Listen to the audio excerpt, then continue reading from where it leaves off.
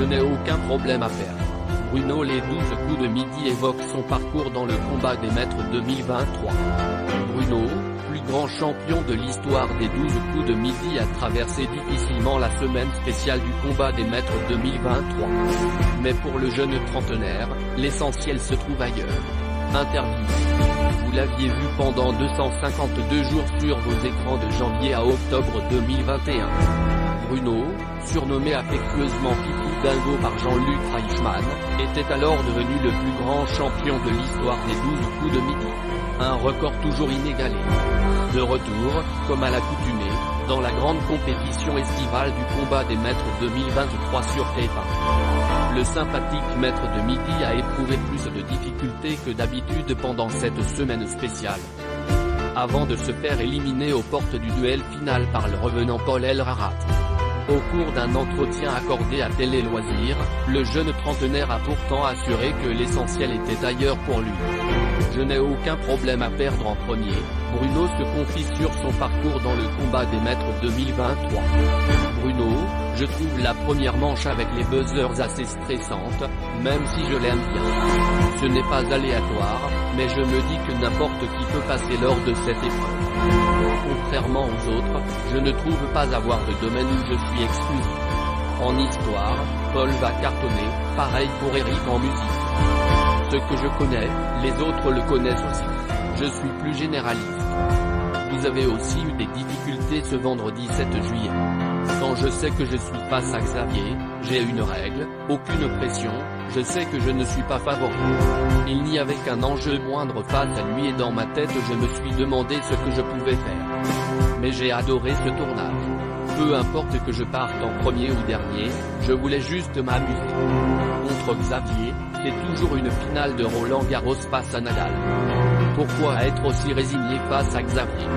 Je ne sais pas si j'ai un complexe d'infériorité, mais je trouve vraiment que c'est une machine. Je me dis même que c'est peut-être Eric qui peut aller le titiller. Xavier n'a aucun point faible. Il maîtrise toutes les catégories et est extrêmement cultivé. Moi, je ne suis pas dans la compétition, je n'ai aucun problème à perdre en premier. Je viens ici pour profiter, je ne suis pas dans un état d'esprit de conquérant. Bruno, les 12 coups de midi, explique la différence entre les masters et son parcours. Dans mes quotidiennes, j'arrivais à rester motivé. Lors de ce sprint final, vous semblez baisser les bras face à Paul sur la fin. Si j'ai réussi à remporter 251 victoires pendant mon parcours, ce n'est pas parce que j'étais plus fort que les autres. C'est juste que j'arrivais à gérer la pression face à des novices des plateaux. Au coup fatal, quand mes adversaires se trompaient, leur cerveau déconnectait. C'est un peu ce qu'il s'est passé contre Paul. Mais, il y a une justice, j'avais 10 secondes offertes par Patrick Bruel, dans tous les cas, je n'aurais pas été bien en gagnant de façon très serrée.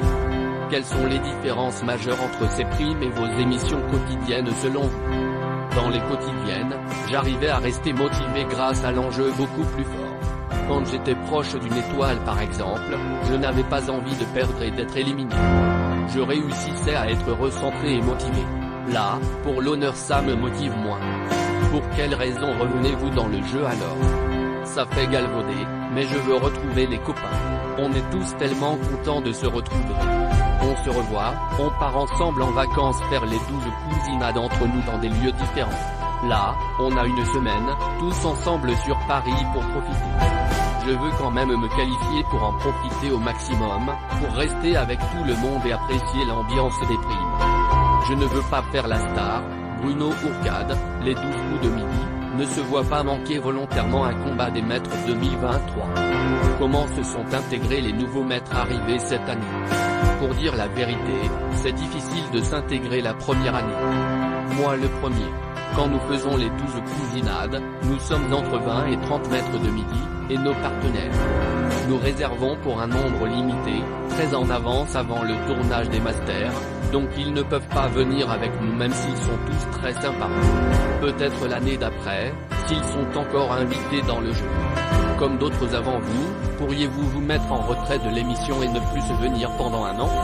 J'ai déjà raté un prime de Noël dont le tournage ne concordait pas avec les dates d'un voyage de rêve que j'avais prévu aux États-Unis. J'avais tout payé et prévu. Si je ne viens pas, c'est à cause d'une obligation importante comme un mariage d'une amie ou un impératif familial par exemple. Sinon, je ne veux pas faire la star et volontairement faire une pause pour tenter de créer un effet de manque. J'apprécie toujours de venir pour m'amuser. Avez-vous des projets que vous menez dans votre vie privée? Je me suis lancé à fond dans des investissements locatifs. Je ne m'en occupais pas trop puisque je voyageais ou travaillais un peu. Là, je suis redescendu dans le sud, vers Pau, dans un appartement que j'aménage pour vivre. À côté, je me mets à fond sur des visites d'appartements et sur des rendez-vous avec les notaires et assurances. Plutôt que mon argent dorme sur mes comptes, je veux faire fructifier à travers ces projets.